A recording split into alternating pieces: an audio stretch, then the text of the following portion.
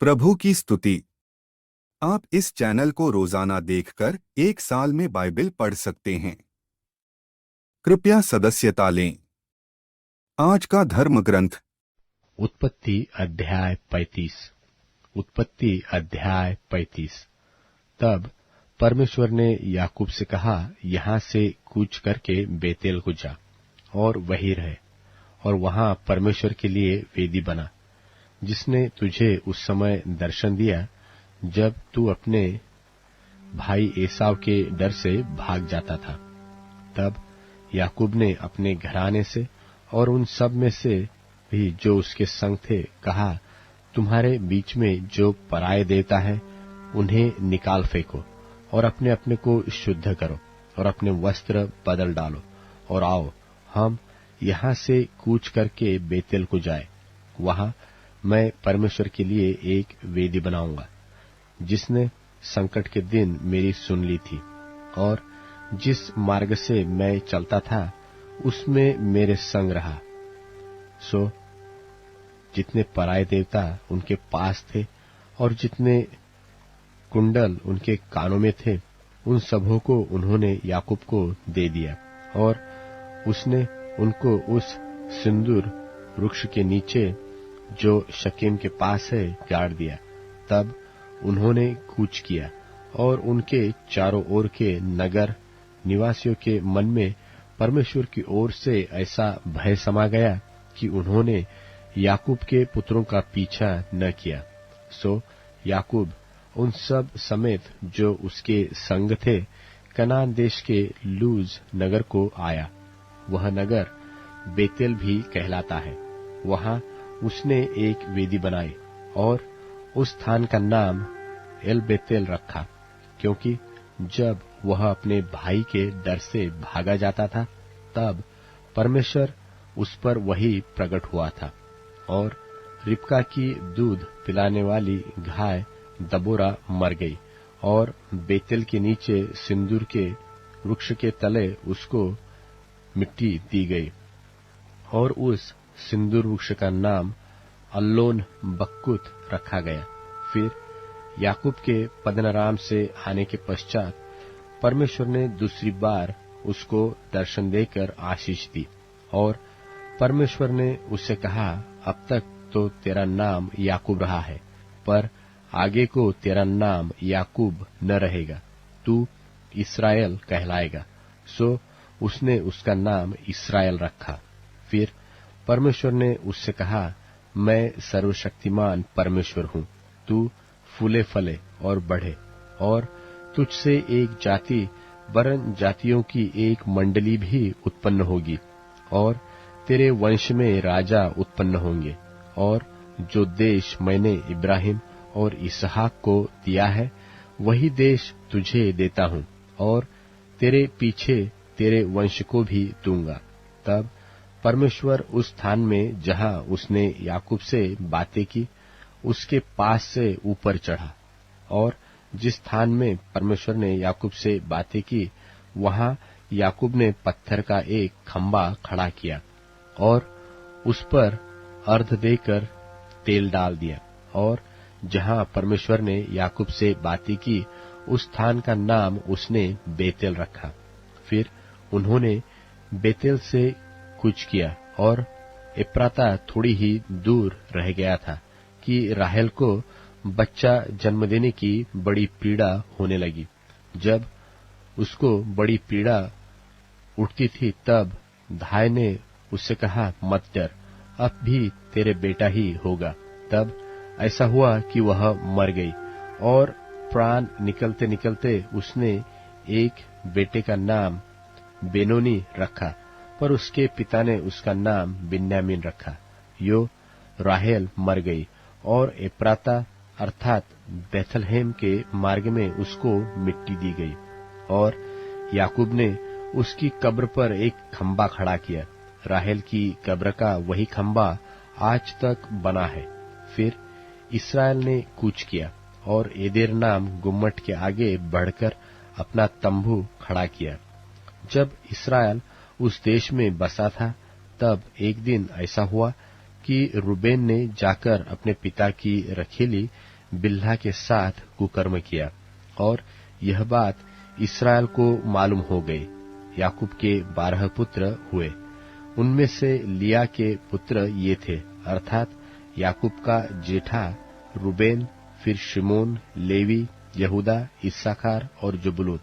और राहेल के पुत्र ये थे, अर्थात यूसुफ और बिन्यामीन। और राहेल की लौंडी बिल्हा के पुत्र ये थे, अर्थात दान और नप्ताली। और लिया की लौंडी जिल्पा के पुत्र ये थे, अर्थात गाद और आशेर। याकूब के यही पुत्र हुए जो उसने पद्दनराम में उत्पन्न हुए। और याकूब ममरे में, जो करियत अर्बा अर्थात हेब्रोन है, जहाँ इब्राहिम और इसहाक परदेशी होकर रहे थे, अपने पिता इसहाक के पास आया। इसहाक की अवस्था 180 बरस की हुई, और इसहाक का प्राण छूट गया, और वह मर गया, और वह बूढ़ा और पूरी आयु का होकर अपने लोगों में जा मिला। और उसके पुत्र एसाव और याकूब ने उसको मिट्टी दी। उत्पत्ति अध्याय 36। उत्पत्ति अध्याय 36। एसाव, जो एदोम भी कहलाता है, उसकी यह वंशावली है। एसाव ने तो कनानी लड़कियां ब्याह ली, अर्थात हित्ती एलोन की बेटी आदा को, और ओहोलीबाम को, जो अना की बेटी, और हिव्वी सिबोन की नतीनी थी। फिर उसने इश्माएल की बेटी बासमत को भी, जो नवायोत की बहन थी, ब्याह लिया। आदा ने तो एसाव के जन्माए एलीपज को, और बासमत ने रूएल को उत्पन्न किया। और ओहोलीबाम ने यूश और यालाम और कोरह को उत्पन्न किया। एसाव के यही पुत्र कनान देश में उत्पन्न हुए। और एसाव अपनी पत्नियों और बेटे बेटियों और घर के सब प्राणियों और सब भेड़ बकरी और गाय बैल आदि सब पशुओं, निदान अपनी सारी संपत्ति को, जो उसने कनान देश में संचय की थी, लेकर अपने भाई याकूब के पास से दूसरे देश को चला गया, क्योंकि उनकी संपत्ति इतनी हो गई थी कि वे इकट्ठे न रह सके। और पशुओं की बहुतायत के मारे उस देश में जहाँ वे परदेशी होकर रहते थे, उनकी समाई न रही। एसाव, जो एदोम भी कहलाता है, सो सेईर नाम पहाड़ी देश में रहने लगा। सेईर नाम पहाड़ी देश में रहने वाले एदोमियों के मूल पुरुष एसाव की वंशावली यह है। एसाव के पुत्रों के नाम ये है, अर्थात एसाव की पत्नी आदा का पुत्र एलीपज, और उसी एसाव की पत्नी बासमत का पुत्र रूएल। और एलीपज के ये पुत्र हुए, अर्थात तेमान, ओमार, सपो, गाताम और कनज। और एसाव के पुत्र एलीपज के तिम्ना नाम एक सुरैतीन थी, जिसने एलीपज के जन्माए अमालेक को जन्म दिया। एसाव की पत्नी आदा के वंश में यही हुए। और रूएल के ये पुत्र हुए, अर्थात नहत, जेरह, शम्मा और मिज्जा। एसाव की पत्नी बासमत के वंश में यही हुए। और ओहोलीबाम, जो एसाव की पत्नी और सिबोन की नतीनी और अना की बेटी थी, उसके ये पुत्र हुए, अर्थात उसके एसाव के जन्माए यूश, यालाम और कोरह को जन्म दिया। एसाव वंशियों के अधिपति ये हुए, अर्थात एसाव के जेठे एलीपज के वंश में से तो तेमान अधिपति, ओमार अधिपति, सपो अधिपति, कनाज अधिपति, कोरह अधिपति, गाताम अधिपति, अमालेक अधिपति। एलीपज वंशियों में से एदोम देश में ये ही अधिपति हुए, और ये ही आदा के वंश में हुए। और एसाव के पुत्र रूएल के वंश में ये हुए, अर्थात नहत अधिपति, जेरह अधिपति, शम्मा अधिपति, मिज्जा अधिपति। रूएल वंशियों में से एदोम देश में ये ही अधिपति हुए, और ये ही एसाव की पत्नी बासमत के वंश में हुए। और एसाव की पत्नी ओहोलीबीमा के वंश में ये हुए, अर्थात यूश अधिपति, यालाम अधिपति, कोरह अधिपति। अना की बेटी ओहोलीबामा जो एसाव की पत्नी थी, उसके वंश में यही हुए। एसाव जो एदोम भी कहलाता है, उसके वंश यही है और उनके अधिपति भी यही हुए। सेर जो हुरी नाम जाति का था, उसके ये पुत्र उस देश में पहले से रहते थे, अर्थात लोतान, शोबाल, शिबोन, अना, दिशोन, एसेर और दिशान।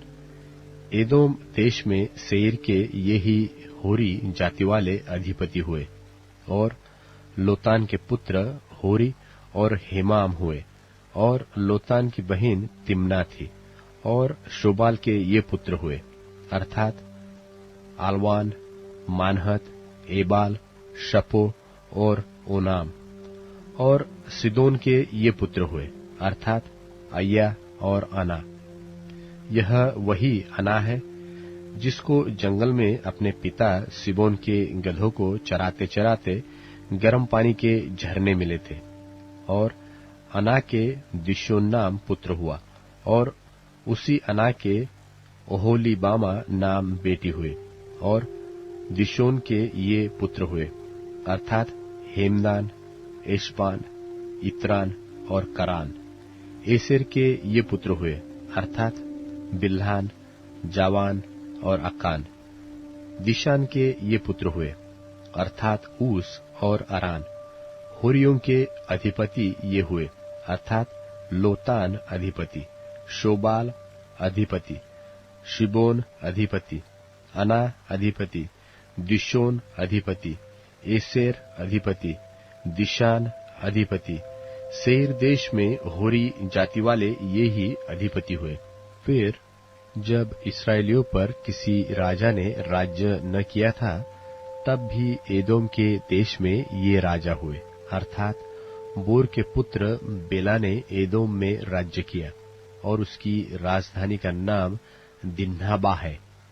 बेला के मरने पर बोस्त्रा निवासी जेरह का पुत्र योबाब उसके स्थान पर राजा हुआ और योबाब के मरने पर तेमानियों के देश का निवासी हुशाम उसके स्थान पर राजा हुआ। फिर हुशाम के मरने पर बदद का पुत्र हदद उसके स्थान पर राजा हुआ। यह वही है जिसने मिद्यानियों को मोवाब के देश में मार लिया और उसकी राजधानी का नाम अबीत है। और हदद के मरने पर मस्त्रे का वासी सल्ला उसके स्थान पर राजा हुआ। फिर सल्ला के मरने पर शाऊल जो महानद के तट वाले रहोबोत नगर का था, सो उसके स्थान पर राजा हुआ। और शाऊल के मरने पर अकबोर का पुत्र बाल्हानान उसके स्थान पर राजा हुआ। और अकबोर के पुत्र बाल्हानान के मरने पर हदर उसके स्थान पर राजा हुआ और उसकी राजधानी का नाम पाऊ है और उसकी पत्नी का नाम महतबेल है, जो मेजाहब की नतीनी और मदरेत की बेटी थी। फिर एसाव वंशियों के अधिपतियों के कुलों और स्थानों के अनुसार उनके नाम ये है, अर्थात तिम्ना अधिपति, अल्बा अधिपति, यतेत अधिपति, अहोलीबामा अधिपति, एला अधिपति, पिनोन अधिपति, कनज अधिपति, तेमान अधिपति, मिबसार अधिपति, मग्दीएल अधिपति, हिराम अधिपति। एदोम वंशियों ने जो देश अपना कर लिया था, उसके निवास स्थानों में उनमें से यही अधिपति हुए। और एदोम जाति का मूल पुरुष एसाव है। मरकुस रचित सुसमाचार 7वां अध्याय। तब फरीसी और कई एक शास्त्री जो यरूशलेम से आए थे उसके पास इकट्ठे हुए, और उन्होंने उसके कई एक चेलों को अशुद्ध अर्थात बिना हाथ धोए रोटी खाते देखा, क्योंकि फरीसी और सब यहूदी पुरनियों की रीति पर चलते हैं, और जब तक भली भांति हाथ नहीं धो लेते तब तक नहीं खाते, और बाजार से आकर जब तक स्नान नहीं कर लेते तब तक नहीं खाते। और बहुत सी और बातें हैं जो उनके पास मानने के लिए पहुंचाई गई हैं, जैसे कटोरों और लोटों और तांबे के बर्तनों को धोना मांजना। इसलिए उन फरीसियों और शास्त्रियों ने उससे पूछा कि तेरे चेले क्यों पुरनियों की रीति पर नहीं चलते और बिना हाथ धोए रोटी खाते हैं? उसने उनसे कहा कि यशायाह ने तुम कपटियों के विषय में बहुत ठीक भविष्यवाणी की, जैसा लिखा है कि ये लोग होठों से तो मेरा आदर करते हैं, पर उनका मन मुझसे दूर रहता है, और वे व्यर्थ मेरी उपासना करते हैं, क्योंकि मनुष्यों की आज्ञाओं को धर्मोपदेश करके सिखाते हैं। क्योंकि तुम परमेश्वर की आज्ञा को टालकर मनुष्यों की रीतियों को मानते हो। और उसने उनसे कहा, तुम अपनी रीतियों को मानने के लिए परमेश्वर की आज्ञा कैसी अच्छी तरह टाल देते हो। क्योंकि मूसा ने कहा है कि अपने पिता और अपनी माता का आदर कर, और जो कोई पिता व माता को बुरा कहे वह अवश्य मार डाला जाए। परंतु तुम कहते हो कि यदि कोई अपने पिता व माता से कहे कि जो कुछ तुझे मुझसे लाभ पहुंच सकता था वह कुर्बान अर्थात संकल्प हो चुका, तो तुम उसको उसके पिता व उसकी माता की सेवा करने नहीं देते। इस प्रकार तुम अपनी रीतियों से जिन्हें तुमने ठहराया है परमेश्वर का वचन टाल देते हो, और ऐसे ऐसे बहुत से काम करते हो।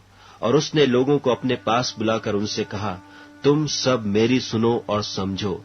ऐसी तो कोई वस्तु नहीं जो मनुष्य में बाहर से समाकर अशुद्ध करे, परंतु जो वस्तुएं मनुष्य के भीतर से निकलती हैं वे ही उसे अशुद्ध करती हैं।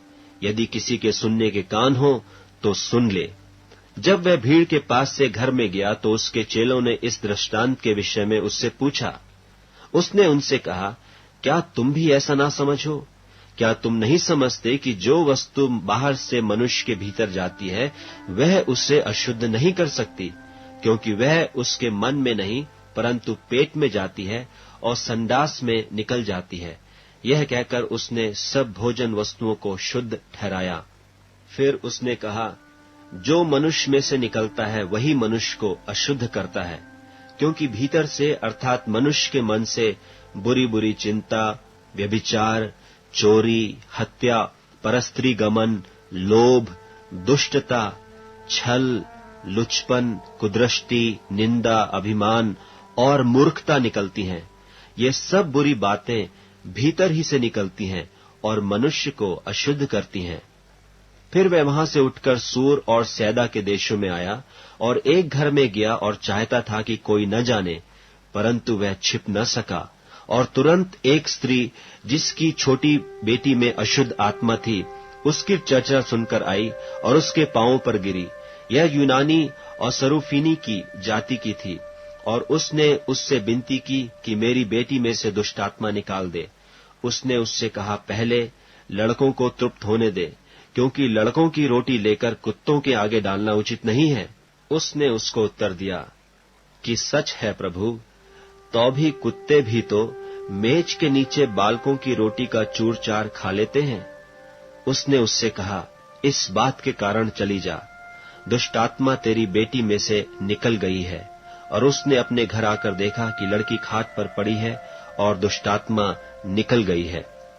फिर वह सूर और सैदा के देशों से निकलकर दिकपुलिस देश से होता हुआ गलील की झील पर पहुंचा, और लोगों ने एक बहरे को जो हकला भी था उसके पास लाकर उससे विनती की कि वह अपना हाथ उस पर रखे। तब वह उसको भीड़ से अलग ले गया और अपनी उंगलियां उसके कानों में डाली और थूक कर उसकी जीभ को छुआ और स्वर्ग की ओर देखकर आह भरी और उससे कहा, इफ्फतह अर्थात खुल जा। और उसके कान खुल गए और उसकी जीभ की गांठ भी खुल गई और वह साफ साफ बोलने लगा। तब उसने उन्हें चिताया कि किसी से न कहना, परंतु जितना उसने उन्हें चिताया उतना ही वे और प्रचार करने लगे, और वे बहुत ही आश्चर्य में होकर कहने लगे, उसने जो कुछ किया सब अच्छा किया है। वह बहरों को सुनने की और गूंगों को बोलने की शक्ति देता है। मरकुस रचित सुसमाचार 8वां अध्याय।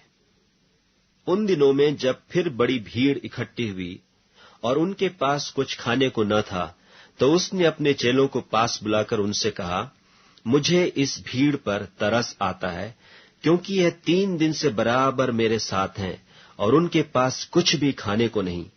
यदि मैं उन्हें भूखा घर भेज दूं तो मार्ग में थक कर रह जाएंगे, क्योंकि इनमें से कोई कोई दूर से आए हैं।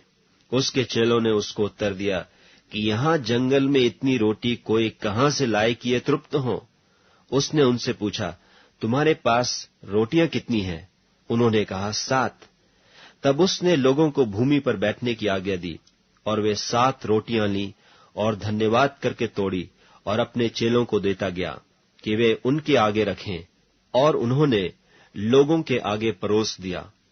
उनके पास थोड़ी सी छोटी मछलियां भी थीं, और उसने धन्यवाद करके उन्हें भी लोगों के आगे रखने की आज्ञा दी। सो वे खाकर तृप्त हो गए और शेष टुकड़ों के 7 टोकरे भरकर उठाए, और लोग 4000 के लगभग थे। और उसने उनको विदा किया, और वह तुरंत अपने चेलों के साथ नाव पर चढ़कर दलमनूता देश को चला गया। फिर फरीसी निकलकर उससे वाद विवाद करने लगे और उसे जांचने के लिए उससे कोई स्वर्गीय चिन्ह मांगा। उसने अपनी आत्मा में आह मार कर कहा, इस समय के लोग क्यों चिन्ह ढूंढते हैं? मैं तुमसे सच कहता हूं कि इस समय के लोगों को कोई चिन्ह नहीं दिया जाएगा। और वह उन्हें छोड़कर फिर नाव पर चढ़ गया और पार चला गया। और वे रोटी लेना भूल गए थे, और नाव में उनके पास एक ही रोटी थी।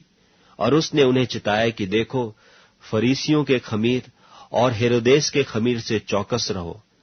वे आपस में विचार करके कहने लगे कि हमारे पास तो रोटी नहीं है। यह जानकर यीशु ने उनसे कहा, तुम क्यों आपस में यह विचार कर रहे हो कि हमारे पास रोटी नहीं? क्या अब तक नहीं जानते और नहीं समझते? क्या तुम्हारा मन कठोर हो गया है? क्या आंखें रखते हुए भी नहीं देखते और कान रखते हुए भी नहीं सुनते? और तुम्हें स्मरण नहीं कि जब मैंने 5000 के लिए 5 रोटी तोड़ी थी, तो तुमने टुकड़ों की कितनी टोकरियां भरकर उठाई? उन्होंने उससे कहा, 12 टोकरियां। और जब 4000 के लिए 7 रोटी थी, तो तुमने टुकड़ों के कितने टोकरे भरकर उठाए थे? उन्होंने उससे कहा, 7 टोकरे। उसने उनसे कहा, क्या तुम अब तक नहीं समझते? और वे बेतसैदा में आए, और लोग एक अंधे को उसके पास ले आए और उससे विनती की कि उसको छुए।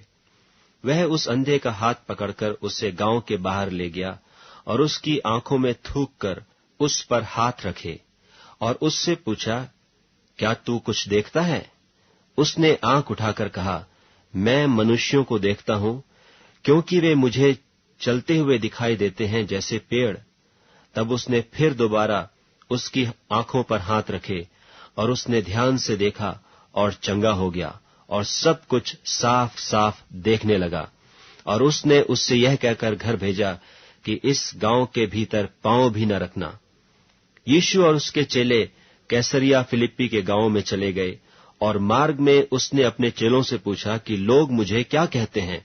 उन्होंने उत्तर दिया कि यूहन्ना बपतिस्मा देने वाला, पर कोई कोई एलिया और कोई कोई भविष्यद्वक्ताओं में से एक भी कहते हैं। उसने उनसे पूछा, परंतु तुम मुझे क्या कहते हो? पतरस ने उसको उत्तर दिया, तू मसीह है। तब उसने उन्हें चिताकर कहा कि मेरे विषय में यह किसी से न कहना। और वह उन्हें सिखाने लगा कि मनुष्य के पुत्र के लिए अवश्य है कि वह बहुत दुख उठाए और पुरनिये और महायाजक और शास्त्री उसे तुच्छ समझकर मार डालें और वह 3 दिन के बाद जी उठे। उसने यह बात उनसे साफ साफ कह दी। इस पर पतरस उसे अलग ले जाकर झिड़कने लगा, परंतु उसने फिरकर और अपने चेलों की ओर देखकर पतरस को झिड़क कर कहा कि हे शैतान, मेरे सामने से दूर हो, क्योंकि तू परमेश्वर की बातों पर नहीं परंतु मनुष्यों की बातों पर मन लगाता है। उसने भीड़ को अपने चेलों समेत पास बुलाकर उनसे कहा, जो कोई मेरे पीछे आना चाहे वह अपने आपे से इनकार करे और अपना क्रूस उठाकर मेरे पीछे हो ले। क्योंकि जो कोई अपना प्राण बचाना चाहे वह उसे खोएगा, पर जो कोई मेरे और सुसमाचार के लिए अपना प्राण खोएगा वह उसे बचाएगा। यदि मनुष्य सारे जगत को प्राप्त करे और अपने प्राण की हानि उठाए तो उसे क्या लाभ होगा? और मनुष्य अपने प्राण के बदले क्या देगा? जो कोई इस व्यभिचारी और पापी जाति के बीच मुझसे और मेरी बातों से लजाएगा। मनुष्य का पुत्र भी जब वह पवित्र दूतों के साथ अपने पिता की महिमा सहित आएगा, तब उससे भी लजाएगा। भजन संहिता अध्याय 18। भजन संहिता अध्याय 18। हे परमेश्वर मेरे बल, मैं तुझसे प्रेम करता हूँ। यहोवा मेरी चट्टान और मेरा गढ़ और मेरा छुड़ाने वाला है। मेरा ईश्वर मेरी चट्टान है, जिसका मैं शरणागत हूँ। वह मेरी ढाल और मेरी मुक्ति का सिंह और मेरा ऊंचा गढ़ है। मैं यहोवा को, जो स्तुति के योग्य है, पुकारूंगा। इस प्रकार मैं अपने शत्रुओं से बचाया जाऊंगा। मृत्यु की रस्सियों से मैं चारों ओर घिर गया हूँ, और अधर्म की बाढ़ ने मुझको भयभीत कर दिया। पाताल की रस्सियां मेरे चारों ओर थी, और मृत्यु के फंदे मुझ पर आए थे। अपने संकट में मैंने यहोवा परमेश्वर को पुकारा। मैंने अपने परमेश्वर की दोहाई दी, और उसने अपने मंदिर में से मेरी बातें सुनी। और मेरी दोहाई उसके पास पहुंचकर उसके कानों में पड़ी। तब पृथ्वी हिल गई और कांप उठी, और पहाड़ों की नेवें कपित होकर हिल गई, क्योंकि वह अति क्रोधित हुआ था। उसके नथनों से धुआं निकला, और उसके मुंह से आग निकलकर भस्म करने लगी, जिससे कोयले दहक उठे, और वह स्वर्ग को नीचे झुकाकर उतर आया, और उसके पांव तले घोर अंधकार छा गया। और वह करूब पर सवार होकर उड़ा, वरन पवन के पंखों पर सवारी करके वेग से उड़ा। उसने अंधियारे को अपने छिपने का स्थान और अपने चारों ओर का मंडप बनाया। मेघों का अंधकार और आकाश की काली घटाएं, उसकी उपस्थिति की झलक से उसकी काली घटाएं फट गई, ओले और अंगारे। तब यहोवा आकाश में गरजा, और परम प्रधान ने अपनी वाणी सुनाई। ओले और अंगारे, उसने अपने तीर चला चलाकर उनको तीतर बीतर किया, वरन बिजलियां गिरा गिराकर उनको परास्त किया। तब जल के नाले देख पड़े, और जगत की नेवें प्रकट हुई। यह तो हे यहोवा तेरी डांट से और तेरे नथनों की सास की झोंके से हुआ। उसने ऊपर से हाथ बढ़ाकर मुझे थाम लिया, और गहरे जल में से खींच लिया। उसने मेरे बलवंत शत्रु से और उनसे जो मुझसे घृणा करते थे मुझसे छुड़ाया, क्योंकि वे अधिक सामर्थी थे। मेरी विपत्ति के दिन वे मुझ पर आ पड़े, परंतु यहोवा मेरा आश्रय था, और उसने मुझे निकालकर चौड़े स्थान में पहुंचाया।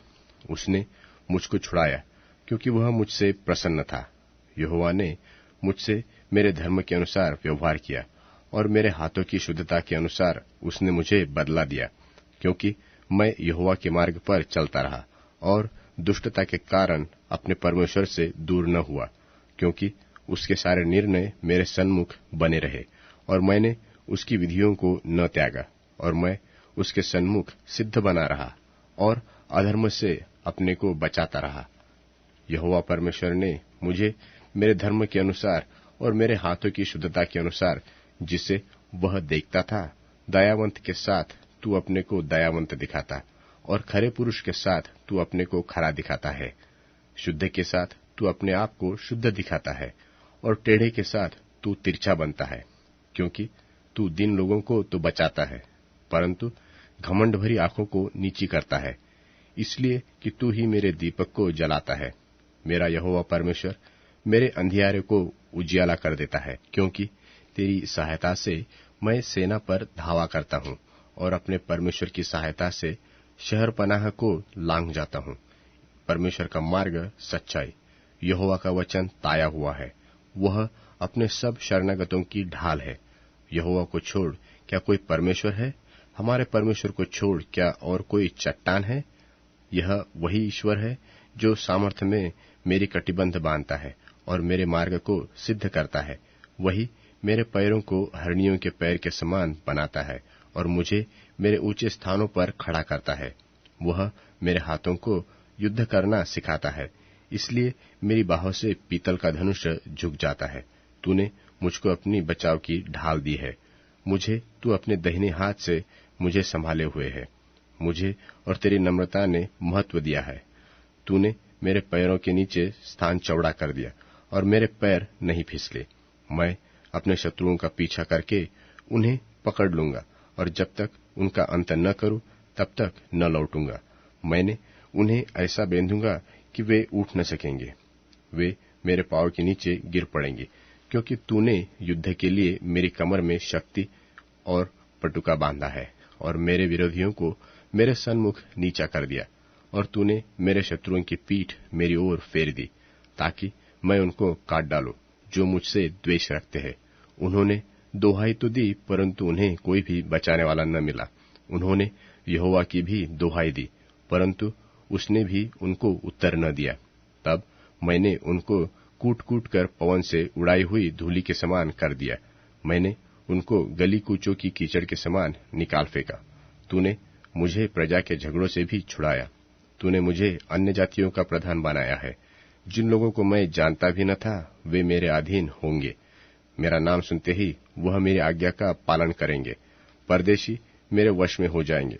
परदेशी मुरझा जाएंगे और अपने किलों में से थरथराते हुए निकलेंगे। यहोवा परमेश्वर जीवित है। मेरी चट्टान धन्य है और मेरे मुक्तिदाता परमेश्वर की बड़ाई हो। धन्य है मेरा पलटा लेने वाला परमेश्वर, जिनके देश देश के लोगों को मेरे वश में कर दिया है और मुझे मेरे शत्रुओं से छुड़ाया है। तू मुझको मेरे विरोधियों से ऊंचा करता है और उपद्रवी मनुष्य से बचाता है। इस कारण मैं जाति जाति के सामने तेरा धन्यवाद करूंगा और तेरे नाम का भजन गाऊंगा। वह अपने ठहराए हुए राजा का बड़ा उद्धार करता है। वह अपने अभिषिक्त दाऊद पर और उसके वंश पर युगानुयुग करुणा करता रहेगा।